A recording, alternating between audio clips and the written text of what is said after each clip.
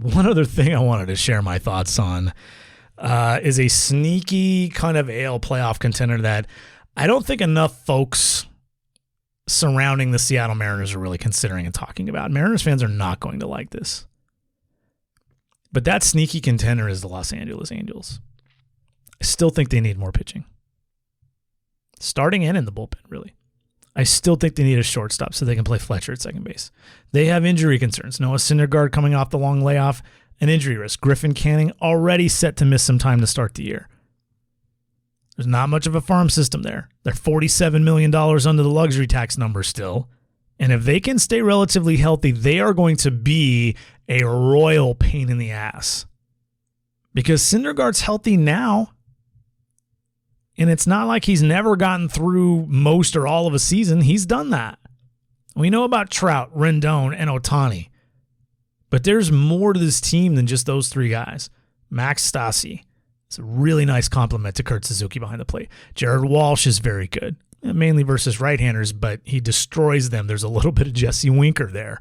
We'll see if Justin Upton has anything left, but even if he doesn't, I expect Brandon Marsh to help a lot defensively and enough at the plate to stay in the lineup somewhat regularly. They lost Alex Cobb to free agency, but Ohtani and Syndergaard at the top, that is a very good one too. Patrick Sandoval's a quality 4 with some upside. Doyle and I talked about Sandoval having some upside a month ago. Jose Suarez is a nice back-end arm, kind of the way Chris Flexen is for Seattle. Reed Detmers, first-round pick from 2020 that faced the Mariners in Peoria Sunday.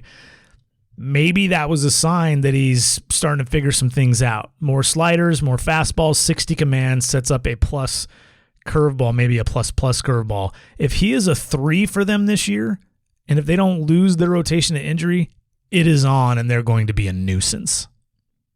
They're going to need some luck. They don't add more rotation help. But do not sleep on the Angels.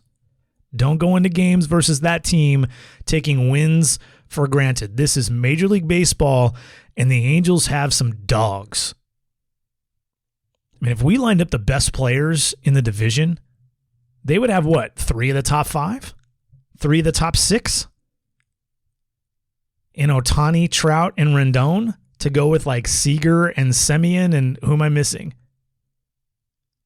I mean, maybe we're throwing, no, I don't think so. I don't think we're throwing Altuve in there. I don't think we might have thrown Carlos Correa in there, but he's out.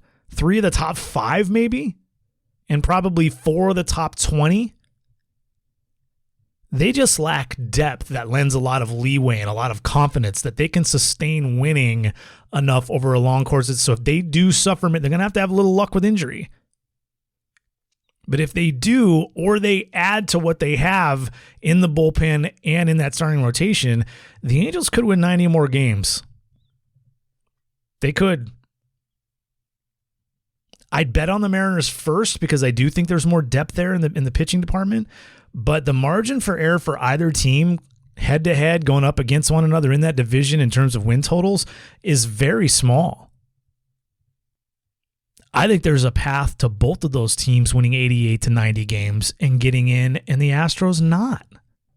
Now, would I bet on that? Is that the most likely scenario? Of course not. But I think the Angels are going to be tough.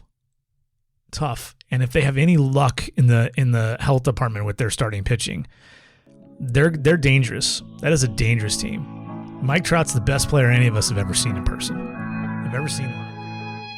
Hey, it's Jason Churchill. To get the full episode, as well as every other episode of the podcast, past and future, subscribe for as little as $5 per month by going to bit.ly/getthepod. That's bit.ly/getthepod, all one word.